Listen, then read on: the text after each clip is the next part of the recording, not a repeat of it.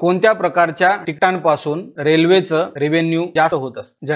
General मध्ये असं कोचू भरलेले असतात म्हणून जनरल मध्ये काय वाटतं? बरं, एसी असेल तर कोणत्या प्रकारची? 3 tier AC, 2 tier AC, first class AC? तर एक जनरल ट्रेंड आपल्याला पाहायला मिळालेला आहे. गव्हर्नमेंट ऑफ इंडियाने म्हणजे रेल्वे मिनिस्ट्रीने एक रिपोर्ट लॉन्च केलेला आहे काल परवा. तर त्या रिपोर्टनुसार प्री पॅन्डेमिक म्हणजे कोणते वर्ष? कोरोनाच्या आधीचे वर्ष. कोरोना कधी झालेला आहे? किती वर्ष झाले? 5 वर्ष झाले कोरोनाला. वाटते का 5 वर्ष झाले? आताच काल परवा झाल्यासारखं वाटतं ना? आपल्या माइंडवर तेवढा इफेक्ट झालेला आहे त्याच्यामुळे वाटतं की आताच काल परवा झालेला आहे. तर 5 वर्षापूर्वी कोरोना झालेला. तर कोरोनाच्या आधीचे वर्ष म्हणजे 2019 पर्यंतच्या वर्षांना आपण प्री पॅन्डेमिक इयर्स म्हणत असतो आणि त्याच्यानंतर पोस्ट पॅन्डेमिक इयर्स म्हणत असतो. प्री पॅन्डेमिक इयर्स मध्ये स्लीपर कोचिंग क्लास जो होता किंवा आहे रेल्वेचा, त्याच्यामधून रेल्वेला सगळ्यात जास्त रेव्हेन्यू जनरेट झालेला आहे. प्री पॅन्डेमिक इयर्स रेल्वे किंवा Indian railway earn most of its share from sleeper class. आणि पोस्ट पॅन्डेमिक इयर्स मध्ये 3 AC क्लासचे जे काही तिकीट्स आहेत त्याच्यामधून सगळ्यात जास्त रेव्हेन्यू जनरेट व्हायला लागले. 3 AC क्लास तिकीट्स टोटल रेव्हेन्यूच्या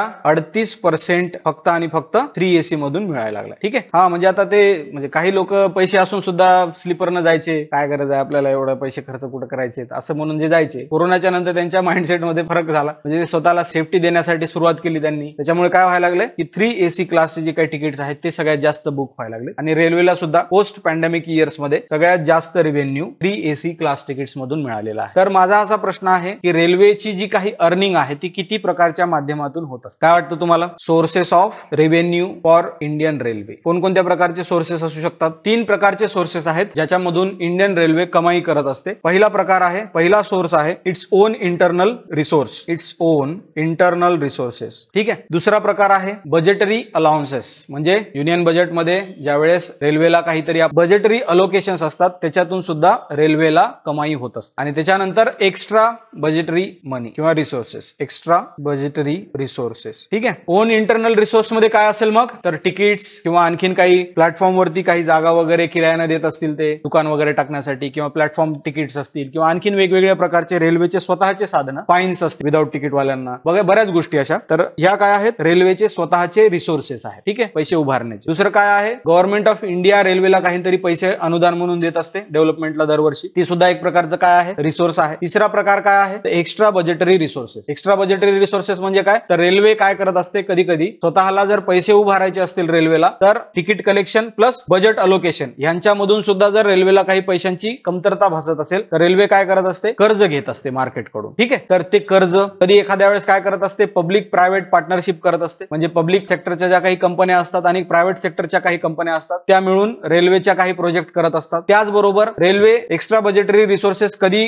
उभारत असते? ज्या वेळेस एखादं त्याला प्लॅटफॉर्म किंवा एखाद्या स्टेशनला डेव्हलप करायचं असेल त्यावेळेस सुद्धा एक्स्ट्रा बजेटरी रिसोर्सेस वापरत असते. ठीक आहे. तर हे 3 महत्वाचे रिसोर्सेस आहेत रेल्वेचे, हे आपल्याला माहित पाहिजे. त्याच्यानंतर एक मुद्दा गाजत आहे, तो एक जस्ट वन लाइनर मुद्दा आहे, तो आपल्याला पाहायचा आहे. मायक्रोसॉफ्टने महत्वाचा शोध लावलेला आहे आणि तो म्हणजे काय? किंवा मोझेरेना 1 ही काय आहे? एक प्रकारची क्वांटम कम्प्युटिंग चिप आहे. क्वांटम कम्प्युटिंग चिप कोणी बनवलेली आहे? मायक्रोसॉफ्ट. आपण नंतर टेक्नॉलॉजी या पार्ट मध्ये क्वांटम कम्प्युटर काय असतात ते पाहणार आहोत. सध्या फक्त एवढं लक्षात ठेवा की मोझेरेना 1 हे काय आहे? क्वांटम कम्प्युटिंग चिप आहे. कोणी बनवलेली आहे? मायक्रोसॉफ्टने. आणि त्यांचं असं म्हणणं आहे की it will be a breakthrough discovery. ठीक आहे. जसं डीपसीक आर्टिफिशियल इंटेलिजन्स मध्ये एक ब्रेक थ्रू डिस्कवरी आहे, तसंच मोझेरेना 1 हे काय आहे? क्वांटम कम्प्युटिंग मधली एक ब्रेक थ्रू डिस्कवरी होऊ शकते. तर एक आणखीन महत्वाचा मुद्दा आहे आपल्यासाठी, तो आहे महाराष्ट्र कर्नाटका बॉर्डर इश्यू. काय आहे बरं हा इश्यू? काय वाटतं तुम्हाला? कोणत्या बॉर्डर पार्ट साठी महाराष्ट्र आणि कर्नाटका म्हणजे भांडून घेत आहेत एकमेकांसोबत? नाही वाचलं आजपर्यंत? कधी नाही वाचलं? खरंच नाही वाचलं? करंट अफेअर्स मध्ये कधीच नाही वाचलं तुम्ही? बरं जाऊ दे, सोडून द्या. युपीएससीचा विषय सोडून द्या. एमपीएससी साठी तरी महत्वाचा आहे. कोणते पार्ट्स असतील बरं? ह्याची सुरुवात कधी झाली? काय वाटतं कधी सुरुवात झाली असेल? थोडा विचार करा बरं. महाराष्ट्र कर्नाटका बॉर्डर इश्यू कधी झाली असेल याची सुरुवात? याची सुरुवात झाली 1956 मध्ये. कशामुळे? कारण 1956 ला स्टेट रिऑर्गनायझेशन ऍक्ट लागू झाला आपल्या इंडियामध्ये. Started from 1956. Why? Due to state reorganisation act 1956. काय लिहिलेलं आहे बरं या स्टेट रिऑर्गनायझेशन ऍक्ट मध्ये? तर या स्टेट रिऑर्गनायझेशन ऍक्ट मध्ये असं सांगण्यात आलं होतं की स्टेट्सच्या ज्या काही बाउंड्रीज आहेत त्या कशाच्या बेसिसवरती असल्या पाहिजेत? लँग्वेजच्या बेसिसवरती असल्या. ठीक आहे. तर पहिली जी काही स्टेट रिऑर्गनायझेशन ऍक्ट आहे त्याच्यानुसार जे काही स्टेट बनलेले आहेत आपल्या इंडियामध्ये ते लँग्वेजच्या बेसिसवरती स्टेट बनलेले आहेत. तर महाराष्ट्र मराठी स्पीकिंग लोकांसाठीचा महाराष्ट्र, कर्नाटका कन्नड बोलणाऱ्या लोकांचा स्टेट. ठीक आहे. तर हे कधीपासून चालू झालं? झालं? 1956 पासून चालू झालं. बरं, 1956च्या नंतर महाराष्ट्र कधी बनला? महाराष्ट्र दिवस 1 मे 1960. त्याच्यानंतर तोपर्यंत सुद्धा हा मुद्दा गाजतच होता. पण महाराष्ट्र बनल्याच्या नंतर महाराष्ट्र काय करतोय? बरं, मेन भांडणं कशासाठी आहेत माहितीये का? महाराष्ट्र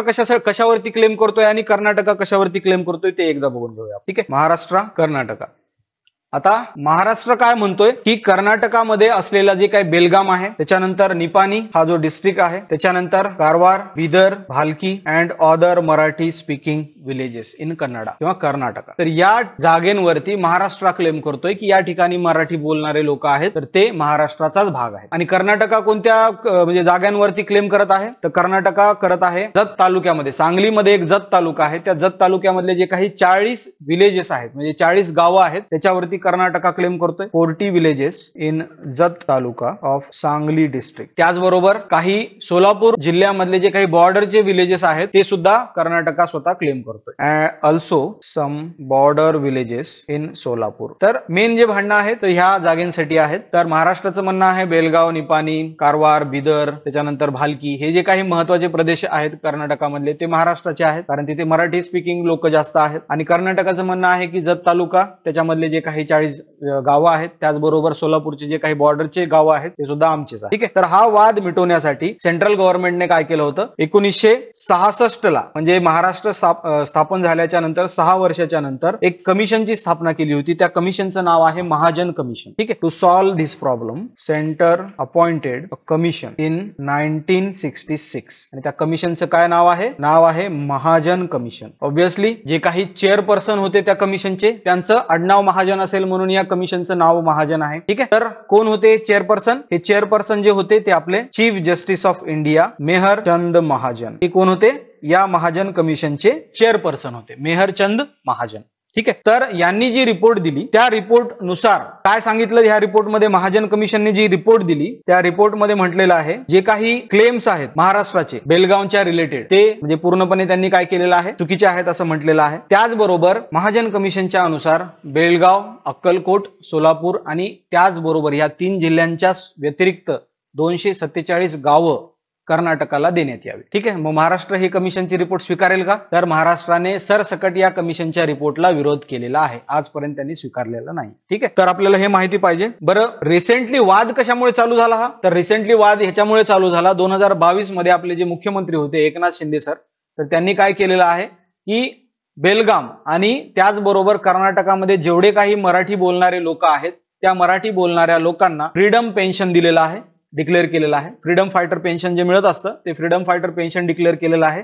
त्याचबरोबर कर्नाटकामध्ये बेलगाम आणि कर्नाटकामध्ये असलेले जे मराठी बोलणारे लोक आहेत त्यांना सुद्धा महात्मा ज्योतिबा फुले जन आरोग्य स्कीमच्या अंतर्गत फ्री आरोग्य सुविधा देण्याची सोय केलेली आहे. तर ह्याच्यामुळे हा मुद्दा परत वाढलेला आहे. आणि आता सध्या काल परवा का न्यूज मध्ये आलाय? तर काल परवा बेलगाव मध्ये काही विद्यार्थ्यांना कंडक्टरने मराठी बोललं नाही म्हणून तिथे त्या कंडक्टरला म्हणजे मारण्यात आलं आणि त्याचं चेहऱ्यावरती काळं फासण्यात आलेलं आहे. ठीक आहे, तर ह्याच्यामुळे हा मुद्दा परत समोर आलेला पाहू शकतो आपण. तर आपल्याला हे बॅकग्राऊंड माहित पाहिजे. 1956 पासून हा मुद्दा ज्वलंत आहे. 66 मध्ये महाजन कमिशन बसवण्यात आलं होतं ज्याचा रिपोर्ट महाराष्ट्राने स्वीकारला नाही. महाराष्ट्र वेळोवेळी काय करत आहे की सुप्रीम कोर्टमध्ये काही म्हणजे असं केसेस वगैरे दाखल करण्याचा प्रयत्न करत आहे जेणेकरून कोणत्या ना कोणत्या मार्गाने हे जे कर्नाटकाकडे गेलेले जे आपले जे एरिया आहेत जसं की पर्टिक्युलरली बेलगाव, तर बेलगावला वापस मिळवून घेण्यासाठी महाराष्ट्राचा प्रयत्न चालूच आहे. पण आता महाराष्ट्राचा हा जो प्रयत्न आहे तो कर्नाटकाने पण ओळखलेला आहे. त्याच्यामुळे काउंटर म्हणून कर्नाटकाने काय केलेलं आहे? बेळगावला विंटर सेशनची सीट म्हणून डिक्लेअर केलेलं आहे. तर कर्नाटक गव्हर्नमेंटची विंटर सेशनची जी सीट आहे ती कोणती आहे? बेळगाव आहे. महाराष्ट्र गव्हर्नमेंटची विंटर सेशनची सीट कोणती आहे? महाराष्ट्र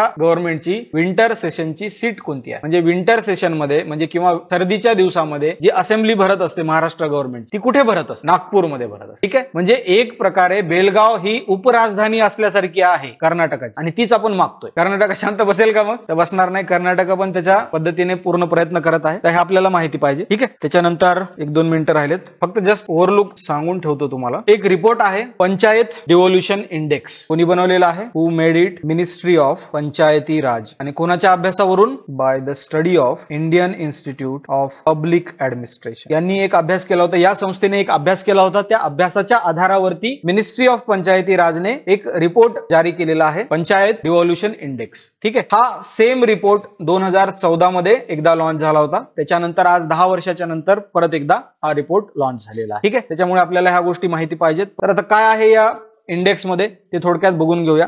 या इंडेक्स मध्ये सांगण्यात आलेलं आहे की कोणत्या गावामध्ये किती जे घनता आहे लोकांची, कोणत्या गावामध्ये म्हणजे कोणत्या राज्यांच्या गावांमध्ये सगळ्यात कमी लोक राहतात, कोणत्या राज्यांच्या गावांमध्ये सगळ्यात जास्त प्रगती व्हायला लागली आणि कोणत्या राज्यांची गावं सगळ्यात मागासलेली आहेत. अशा पद्धतीचं जे काही रिपोर्ट आहे ते सांगण्याचं काम पंचायत डिव्होल्यूशन इंडेक्स करत असतं. त्याच्यानुसार आता तुम्ही महाराष्ट्राचा विचारत असाल तर महाराष्ट्राचा नंबर 4था क्रमांक. ठीक आहे. तर पहिल्या क्रमांकामध्ये जे काही राज्य म्हणजे कोणत्या राज्यांच्या गावांमध्ये सगळ्यात जास्त प्रगती व्हायला लागली, तर पहिला आहे कर्नाटका, दुसरा आहे केरला, तिसरा आहे तामिळनाडू आणि चौथा आहे महाराष्ट्र. हा सिक्वेन्स माहित पाहिजे आपल्याला. त्याचबरोबर हा जो इंडेक्स आहे तो कोणत्या स्केलचा वापर करत असतो, तर 0 to 100 या दरम्यान तो राज्यांना मार्क देत असतो आणि त्याच्यावरून त्यांचा रँकिंग ठरत असतं. ठीक आहे. 0 to 100 स्केल आहे याची. आणि कोणत्या पॅरामीटर्सचा वापर करून हे इंडेक्स बनवण्यात येत असतं ते बघून घेऊया. पॅरामीटर्स, तर 6 पॅरामीटर्स आहेत टोटल. पहिलं पॅरामीटर आहे म्हणजे तुम्ही असंही लक्षात ठेवू शकता AC4F. थोडक्यात पहिलं पॅरामीटर आहे फ्रेमवर्क, दुसरं पॅरामीटर आहे फंक्शन, तिसरं पॅरामीटर आहे फायनान्स, चौथं पॅरामीटर आहे फंक्शनरीज, 5वं पॅरामीटर आहे अकाउंटेबिलिटी आणि 6वं पॅरामीटर आहे कॅपॅसिटी बिल्डिंग. तर तुम्ही म्हणत असाल सर पूर्ण भारतातल्या खेड्यांचा अभ्यास केलाय का यांनी? तर अजिबात नाही. काही सिलेक्टिव्ह डिस्ट्रिक्ट मध्ये म्हणजे प्रत्येक राज्यामध्ये काही 1-2 डिस्ट्रिक्ट निवडलेले आहेत आणि त्याच्यामधूनही काही सिलेक्टिव्ह गावांचं त्यांनी निवड केलेली आहे. तर टोटल 163-200च्या आसपास गावांचा अभ्यास करून हा रिपोर्ट मांडण्यात आलेला आहे. ठीक आहे. नाहीतर 7-8 लाखांच्या आसपास इंडियामध्ये गावं आहेत, तेवढ्यांचा अभ्यास करणं शक्य नाही. तर सगळ्यांना एक प्रातिनिधिक स्वरूपामध्ये त्यांनी कन्सिडर केलेला आहे आणि काही मोजक्याच गावांचा अभ्यास करून हा रिपोर्ट मांडलेला आहे. ठीक आहे. या 6 मुद्द्यांच्या आधारावरती ज्या गावांमध्ये सगळ्यात जास्त प्रगती आहे तर त्या राज्याला पहिला, दुसरा, तिसरा असं रँक देण्यात आलेला आहे. हे आपल्याला माहित पाहिजे. तर आज आपण इथेच थांबूया. जय हिंद.